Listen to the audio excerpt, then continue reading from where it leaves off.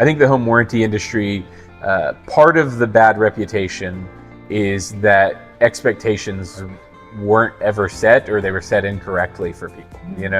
Like when I say things like it's there to reduce the cost, not get rid of the cost. Agents might say something like that, like, oh, this is old, the inspection said this thing was old and it might break down on you, and the agent says, oh, don't worry, because we negotiated you a home warranty, and all they hear is, oh sweet, I'm not going to have to pay for anything.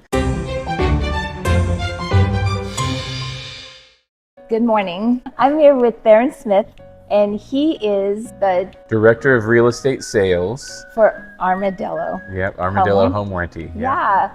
And we are utilizing this wonderful venue, Ash and Barrel. Yeah. It's in Sherman, Texas, on the square, and it is a cigar humidor. lounge. Yeah. It's pretty cool. It's lounge. Cigars and whiskey. Yeah. Yes.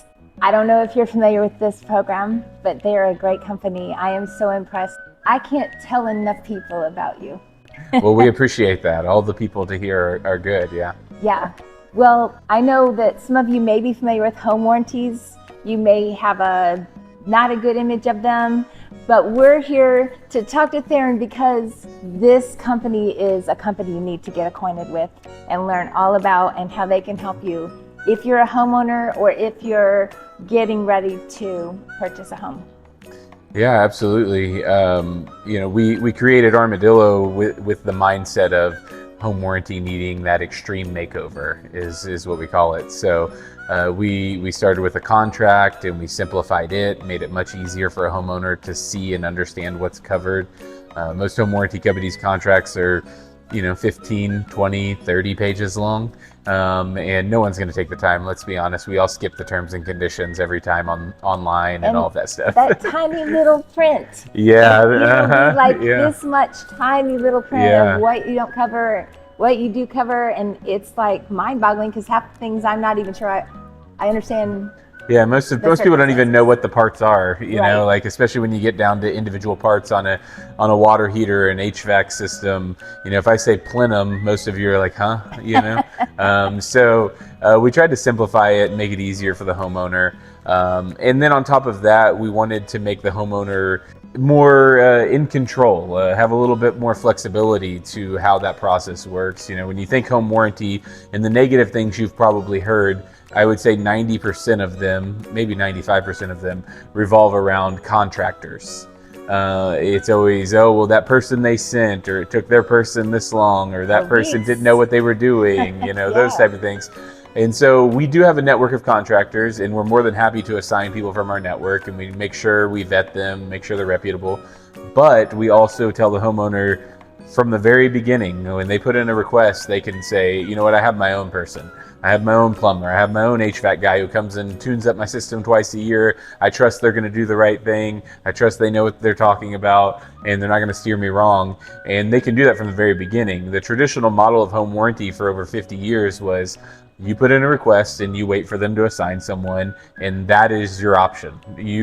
Unless something crazy happens, some super extenuating circumstances, and you've been waiting 2 weeks, now maybe they'll let you pick someone if you want. But even that can be hard to get them to just agree to it. So we'll let you do that from the jump, or we'll even, in the middle of the claims process, we've had people who are like, you know what, I'm just going to have my person come out. Okay. That's fine, right. And on those claims, we'll reimburse our homeowners, and we'll reimburse them via Venmo or PayPal even. We'll also send a check for anyone who wants something like that still. Some people do request a check.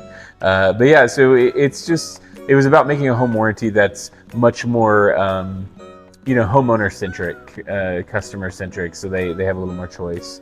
Home warranty doesn't have to be a hassle. It doesn't have to be stressful. And all of that, so. Yeah, I mean, I could tell a million stories. I'm sure you could too. One thing I found is, like, people tell me, oh, I have a home warranty and it covers everything in my house. But then when they pull it up and they start looking at it, it doesn't. Yeah, I mean, once again, you have to read terms and conditions. You have to look at the contract to actually know. If you got sold by someone over the phone, they might have told you something like that when they shouldn't have. I actually have gotten cold called by another home warranty company before, and and I was like, so this covers everything? And I was, I just played along with it because I wanted to hear what they say. And they're like, oh yeah. I was like, so like I can just go like blow up my water heater and you guys will just cover it? And he's like, oh well, I mean, and they had to correct themselves. You have to be very careful with your language and the things that you say because words mean something, right? And so, yeah, I mean, no home warranty is going to cover everything 100%. I mean, that's just not realistic. And if someone's telling you that they do, they're not telling you the truth. And you probably shouldn't use that company. But the idea of a home warranty was created with the need in mind of you have homeowners insurance, which covers things like structural belongings, theft, liability, weather damage. You have issues that occur that were beyond your control, and an outside force acted upon it, right? There was water damage, there was a fire, there was a hailstorm. We never get those here in Texas, huh? Wind damage, those type of things. An outside force caused a problem to occur, and that's what the homeowner's insurance for. And it's more of big ticket items, more of catastrophic events. Whereas with home warranty, the gap was, what about my appliances? What about my major systems that just break down over time? They just stop working. And so the home warranty came into play to help homeowners reduce those costs. Not necessarily get rid of them altogether. It's not a silver bullet or some magic pill that swallows all the costs that you'll ever have. But the idea is to reduce it significantly. I mean, if you could save $2,000 on your water heater replacement, I mean, is that worth it at that point to spend $600 and save $2,000? So that was the idea for home warranty. Those major systems, those appliances, it was a gap that a homeowner had. Now that you're not now you're the landlord and you don't have one, you got to pay for those things. Right. So. And appliance warranties, I don't know, people that remember, I do, when they were 30 years. Mm-hmm. And then now they're maybe 1 or 2, right? Most of them are 1 year. Yeah. They don't build them the same. Yes, yeah, they don't build them the same. Yeah, I mean, everyone has that grandma that has that fridge in the garage or whatever that's like yellowish brown. It was white at one point, and it's still kicking. It's still running. But you go out and buy one of these new Samsung fridges or these LGs with the cool touch screens and all that type of stuff. And what you find is that they don't build them to last. They build them to get you hooked on all of their features, right? And then they break down in a couple of years and you're either having to figure out how to fix it, which with some of these companies is very difficult. Samsung's one of the ones. Just give you guys a little pro tip here. Samsung makes it very hard to fix their things because most of their parts are very proprietary. And so you have to wait on getting parts from them. And I've seen it all the time where I need a motherboard and Samsung's the only one who manufactures it. But they don't build appliances anymore to last 20, 30, 40, 50 years. They build them to last a few years. There's actually statistics out there. One of our investors in the company actually owns a company that has a sourcing for this because of some insurance stuff they do. And so we actually are privy to some data that you all aren't privy to see when certain brands start to fail. And it's really interesting to see the kind of which brands last and how most of them by 7 years at least at the longest, it's like you're replacing these things now. Yeah. So it's interesting. I know that's not really what we're here to talk about, but no, that's cool though. And like what I see with clients is dishwashers and water heaters. Those things, water heater used to be like 30 years. And now, if you get more than 2, you're doing awesome, right? Yeah, water heaters are tough for a couple reasons. One, because most of the time when they fail, they're needing to be replaced. There's not very often that you just do a repair on a water heater, unfortunately. And the other part about water heaters is, you use them, right? Like, you got water in the hot water in the dishwasher, in the sink, in the bathtub, all those type of things. So you're using them regularly, and they build up with sediment and things like that happen over time, and it's just. It is what it is with water heaters. That's part of it. Dishwashers, Those are definitely not built to last. Oh. We got a dishwasher and we did a manufacturer warranty claim on it 2 times in the first year. Right. And half the time when they break, it's right after the warranty's out. Yeah, they wait, they think they plan it, right? But yeah, it's water heaters, another piece of that I was going to mention. The manufacturer warranties on those are typically 5 years. Okay. So they do give you 5 years. Okay. They're depending on whether they're registered. That's an important thing to understand with manufacturer warranties. I know we're talking about home warranties, but manufacturer warranties, you want to make sure that you register those things, right. Because typically you get additional coverages that kick in. So a lot of times there'll be just labor coverage or just parts coverage, and then when you register it, they'll give you labor. HVAC's one of the ones that'll do that, like where it's 5 years, but if you register it, now you get 10. So a lot of people don't think about registering those things. I was going to say HVAC is so important that you register, because when it's registered, the tech can come, he can take your part number and put you in, and boom, he knows what your warranty is, what's covered, and you'll get a much better price that way, because a lot of times it's covered, like you said. The parts for sure for 5 years, and sometimes when you register the warranty, they'll extend it to 10 years, and they'll give you labor for 5 years as well, and so it gives you some good coverage there. And HVAC warranties are typically transferable. So if we're talking about someone who's looking to buy a home, if it is a newer home or a newer HVAC system, check into that manufacturer warranty, because why pay a service fee to a home warranty company when you can get someone to come out for free, like from the manufacturer?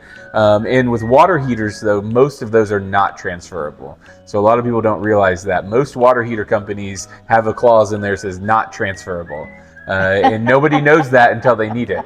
Who's going to move and take your hot water heater with them, right? Exactly. I know I like to carry my water heater around, but I could see that. Yeah. I could see you with a walking stick and that water heater. Just on my backpack. Let's backtrack just a little. Let's talk about Armadillo. You live in the area, and Armadillo is nationwide. Correct. Yes, we are in all 50 states, every zip code. It includes Hawaii, includes Alaska. We can do a warranty anywhere, and the reason why we're able to do that is it's a couple of reasons. The main reason, though, is that we will allow people to use their own contractors without any hassle, and so that opens us up, which tells you for maybe some of the local people around here, Sherman, Pottsboro, those areas. Home warranty for the rural people, they have a different pain than other people do with home warranty, because what they're used to is dealing with, we cover that area, and then when they put in a claim, they're like, oh, we can't find anyone.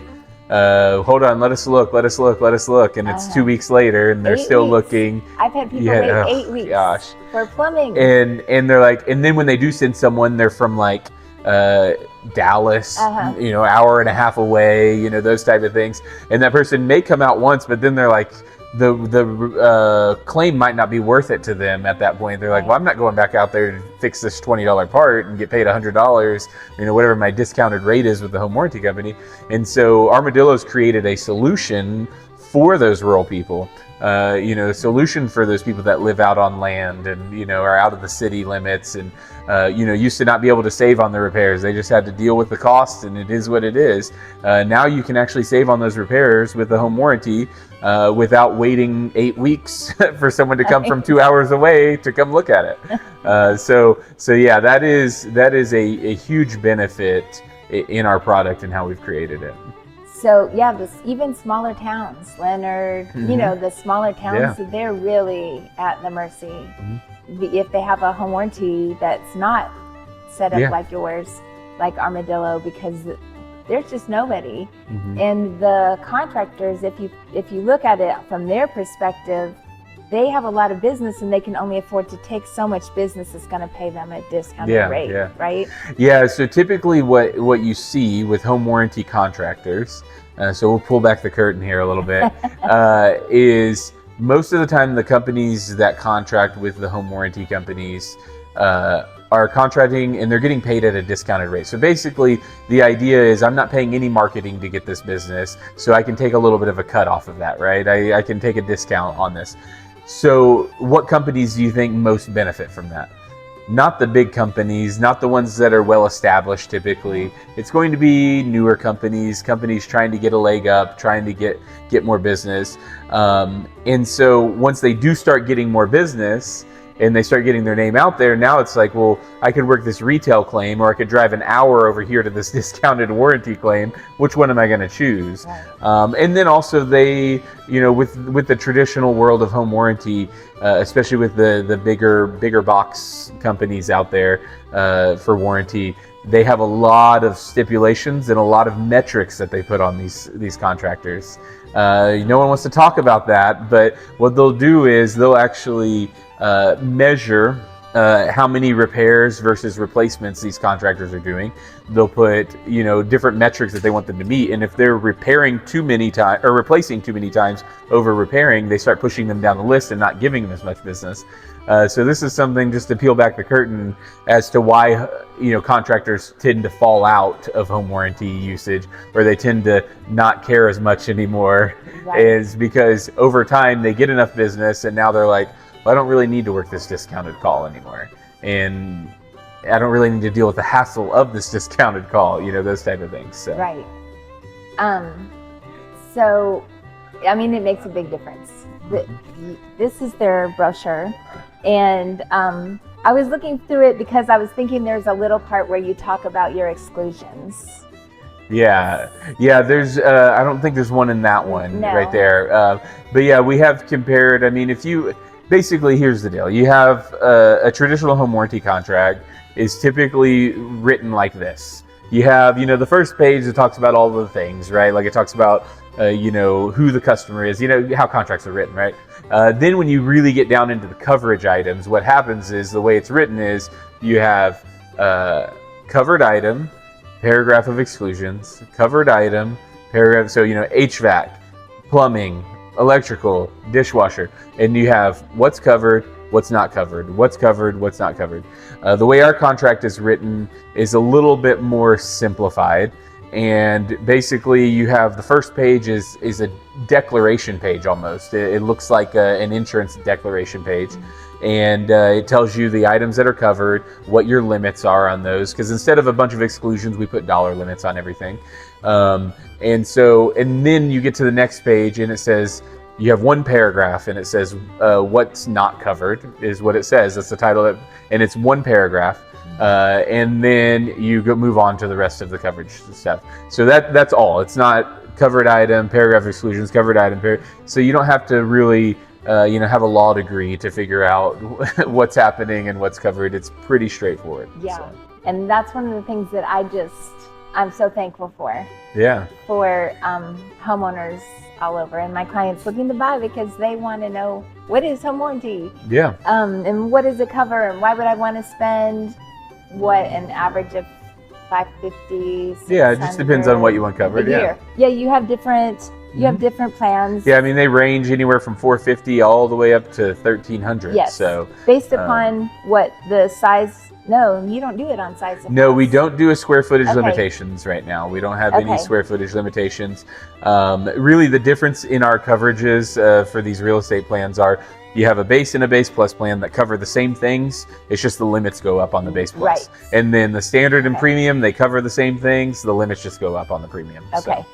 So, it's pretty easy. Easy, yeah. Straightforward. It's not like, most home warranty coverages, the way they work is, they'll cover these things, and then when you go to the next plan, may add a couple items, but then also they'll do things where it's like, we cover plumbing here, which includes like your toilets and stuff, right? But we don't include toilet removal. Right. But then if you go up to the next plan, now you get toilet removal, and it's just really confusing and convoluted the way that it's on there, because you're like, well, I have plumbing or I have toilet coverage, and it's like, well, yeah, but you don't have this toilet coverage. It's not, we didn't want to make it where it was like each one has, yes, they all cover the same thing, but now you cover this extra piece or this extra item, right, to really just make it easier. Right. So I have another question. If I, as a homeowner, if I wanted to get a home warranty, do I have to have an inspection of my home? How does that work? Yeah, that's a great question. I get asked that all the time. They're like, well, do I need to like get a home inspection now if I want to? No, not. You don't even have to have a home inspection technically with the real estate plans. The home inspection really could only benefit you as someone who's buying a home for multiple reasons, not just home warranty reasons. It's very important. So I would definitely recommend getting one. But you don't have to have one to have a home warranty. The only thing it could do is actually help you if for some reason, like for the real estate plan specifically, if for some reason there was an issue that occurred day one, right? And it was kind of questionable about, okay, well, when did this happen then? Right. The home inspection could clear that up for you and say, hey, here's proof this was working when I had it inspected. Everything's good, right? For an existing homeowner, what we do is we have a 30-day wait period. Okay. Because we know you're not going to have a home inspection, right? And we don't want people, because unfortunately, yes, there are shady people out there that would wait for something to break and then they would sign up so that way they could get coverage, right? Yeah. I mean, that's just the way our world works, unfortunately. So we have to protect ourselves. We have to mitigate risk. And so we do a 30-day wait period. So basically, you sign up, 30 days starts that day, and then your coverage kicks in for 12 months after the 30 days. Oh, okay. So, yeah. Okay. So it doesn't take up one of your months. Right, it's yeah. So basically, it's like 13 months, but the first month is a wait period. Okay. And then, at the end of at the end of my 12 months, then do I automatically renew? How do I? Yeah. So for existing homeowners, we do have an auto renew program that can be done. But we will start reaching out about 90 days or so before and say, hey, you're coming up on renewal. We'll start sending emails. We'll start making calls at about 60 days just to make sure, you're still in the right plan. It still makes sense for you. How's the year been going? Is there any add-ons maybe that you missed last year that now you're like, oh, I forgot to add this septic coverage, or I forgot to add this pool coverage, or whatever it may be. So we do have an auto renew program for those existing homeowners, but it doesn't mean they have to auto renew, right? They do have the option, and we do stay in front of it and tell them that it's coming. So we don't try to surprise anyone. So what if I already have an active plan and I realize that you cover an ice maker or a wine chiller and I didn't have it? Can I add it 6 months in? So typically what we do with added coverage is if you need to add additional coverage, we try to keep that within the first 30 days of coverage start. Obviously there always is the possibility if you hadn't had any claims or anything like that, we could cancel that plan. We could prorate, refund, and then start it again. But the easiest way to do it is try to make sure you get it at least within the first 30 days. So, or at the first try. But it happens, right? Things get missed, and people don't realize, oh man, I should have covered that. Yeah, and what I see is when I ask clients, are you interested in a home warranty? I mean, if the seller's going to pay for it, but they don't pay a whole lot of attention to it until they need it. Yeah, and they don't what? I'll talk to buyers all the time, and they're like, well, whatever the seller's paying, I don't want to pay anything extra. Yeah. And I'm not gonna, try to hard sell them, but I will explain to them what they get for it and what coverage options there are to let them know that there are other options, and they are able to pay that extra if they want to. But yeah, no, that does happen. It does happen, especially when the seller's paying for it and they don't really pay attention. They're like, yeah, sure, whatever. I'm not paying for this, whatever. Yeah, and it's a home warranty. They're all the same, right? Yeah. They're all the same, but they're not. Yeah. Which is why we're here today. Yep. Yeah. Okay, you go through the United States, all over every state, and Texas is one of your biggest. Yeah, our most of our plans are in Texas. I would say the majority are still in Texas at this moment. I have 15 sales reps in the real estate space now across the nation. So I have reps covering states like Georgia, North Carolina, South Carolina, Washington, D.C., Virginia, Pennsylvania, New Jersey, Ohio, Indiana, So we're spread out pretty good. Utah, Idaho, Montana, Wyoming, Oregon, Washington. I mean, we have a lot of states covered Are they by those like reps. regional? Yeah, some of them are. So I have some that work in a more remote fashion in some less populated and less densely competitive areas.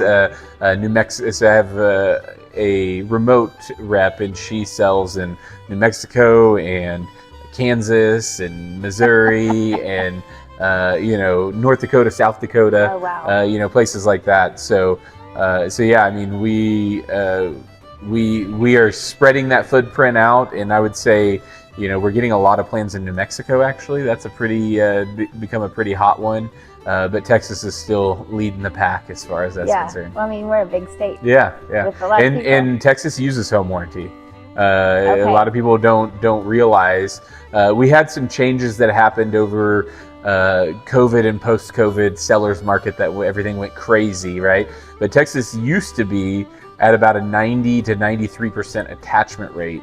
And what I mean by that, for those who don't know what I'm talking about, on the contract, the real estate contract, the 1 to 4 in Texas, there's a spot in there, Section 7, Paragraph H, to put sellers will reimburse X amount of dollars towards a residential service contract, which is a home warranty. And that would be filled out with a dollar amount, not zero, with money in it, 90 to 93% of the time before COVID. Right. So that did drop a little bit, because I mean, we have other places, the Northeast, the Midwest, where it's more of a 30 to 40% attachment rate. Yeah. Okay. So Texas is a very, very high, in a very educated state in home warranty too, as far as they will use them. There's other states that don't get as much use out of them, and Texas is not one of those. So, yeah. And then we had the crazy rush where people were paying way more than they should for homes, and trying to pare down the contract to make it more attractive. And that's why, that's where it started to drop. That attachment rate dropped. I mean, it probably dropped in the 30s, and we're getting back up there now, though. We're definitely getting back up there. I mean, I work with agents all the time that have been in the business since COVID, and I had one, say, well, I just don't know how to sell this home warranty to them. And I'm like, well, don't sell it to them, just put it in the contract. And they're like, oh, I didn't even think about that, because they were raised in this market where you didn't put anything in there. So there's a lot of, we're working our way back up there as far as, but Texas is definitely a big home warranty state. So. Yeah. And the home warranty is negotiable. Yeah. So even if I write it in a contract, the seller may say, no. Yeah. And as a great seasoned agent as yourself, right? Like, if you have a good offer, your buyers aren't going to miss out just because you put money in the home warranty spot. They're just going to ask you to not put it there if they want to, right? But if you have a good offer, you have a good offer. $500, $600 in the residential service contract isn't making a difference. And if it makes that much difference, then hey, it's not that expensive. Yeah. We can get it covered, or you can buy it yourself. I've had several people that just like, no, I just buy it. I just buy it myself. I'm not gonna walk away because the seller won't pay for sure. Yeah. So that's why you got to have a great agent that can work through that with you. So. Thanks. So we covered all the things I love about your home warranty. Did we miss anything that we didn't talk about? I don't think so. I think we covered a good amount there on it and what it does and how it works. I mean, those are the important things that people need to understand, is how it works and just setting correct expectations in general. I think the home warranty industry, part of the bad reputation is that expectations weren't ever set, or they were set incorrectly for people. Like when I say things like it's there to reduce the cost, not get rid of the cost, people weren't saying that for years. They weren't saying that. They were just like, oh, you got a home warranty, don't worry about it. And even innocently, agents might say something like that, like, oh, this is old, the inspection said this thing was old and it might break down on you. And the agent says, oh, don't worry, because we negotiated you a home warranty. And all they hear is, oh, sweet, I'm not going to have to pay for anything. and that's what they hear, even though the agent didn't mean that to come across that way. The human brain automatically goes to the best case scenario in that situation. They're like, oh, okay, well that must mean I don't have to pay anything. Yeah, I've had clients say similar. They'll say, I don't want an inspection, which I totally do not recommend. And they'll say, because I'm going to have a home warranty. And they're just not. Yeah, they go more hand in hand. They're not separate entities by themselves. Well, in like I said, if those expectations are not set correctly, because a home warranty, that gets into the clause of pre-existing conditions, right? Yeah. Just like with car insurance, you don't total your car, then go get car insurance, and then they replace your car for you, right? That's not how it works, and this is the same with home warranties. The one caveat I will say with home warranty is that most home warranty companies will cover unknowable or undetectable pre-existing conditions, but that gets tricky because that can be very confusing. Well, what does that mean, unknowable or undetectable? It doesn't mean you just didn't get a home inspection done. And so now, hey, hear no evil, see no evil, right? Like, that's not what it means. What it means is that you did your due diligence and you did get a home inspection. They did a simple mechanical test and visual inspection of the systems. We're not asking them to take them all apart and get every part to it, but we're just asking them to look it over. Does it look like it's in good shape? Does it come on? Does it run properly? Like with HVAC, does it have correct temperature differentials? Those type of things. And if that's the case, then we're not going to hold you accountable for something that couldn't be found. That is an unknowable thing. If there was something inside there that you couldn't see by that simple mechanical test or visual inspection, then we're not going to hold that against the homeowner and say, oh, well, that was going on beforehand. Yeah, it's like, no, you did what you were supposed to do. You got it checked. You had the test and it passed. So it's just unlucky, but luckily we'll allow that to happen. Right. So if I have a issue with my water heater or whatever, how easy is it to get a hold of Armadillo? Yeah, so I mean, we actually, not only are we a home warranty company, but really at the forefront, we're also a technology company. So we have put a lot into our technology. We actually built all of our claims portals, all these things in-house. So we've created a very, very seamless process online, 24/7. You can log into your portal. You can see the status of the claim. We've worked very hard on being able to use new age technologies, right? Not just the old school method of the phone, right? That is an option. And you're more than welcome to call, and we have our claims reps there Monday through Saturday from 8 to 8. But we've also created a lot of processes where we send text alerts, and we obviously we email. There are email, but we also do text alerts, and you can go into the portal and you can see status of claims and you can see where it's at. So we've tried to make it very user-friendly for the homeowner. We've created all of it. All of our processes we created with the mobile user in mind. That's one thing that always frustrates people, right? Is you go to this site and you're on your phone because that's where we are, right? Like we're always on our phone. And most people create these websites and these designs based on the desktop user. But we created them with the mobile optimization in mind. So everything you do on your phone is very easy to see. There's not like buttons off to the side that you can't get to and you have to like zoom out and zoom in or anything like that. It's very easy to use on your phone. We're working on, in the future, we'll probably have an actual app. But for the time being right now, it is a mobile friendly website, and it's very easy to go online, log in, put in a request, and you don't even have to log in technically to put in a request. You can hit service, you can type in your address, it'll find you. So you have that option as well. Like, oh my goodness, I don't remember how I logged in. Right? You could just hit service and put your. And you could, it's going to be, whatever email you signed up with is going to be your user ID every time. So we've made that easy. You don't have to create a user ID. So most people have a set email that they typically use, and so that makes it easy for them to know what their user ID is going to be, and then they can just click forgot password. It'll send them a link immediately. And then for the less technically inclined. We do. Yep, we do. Because some people don't even have a laptop or computer. Don't have a desire.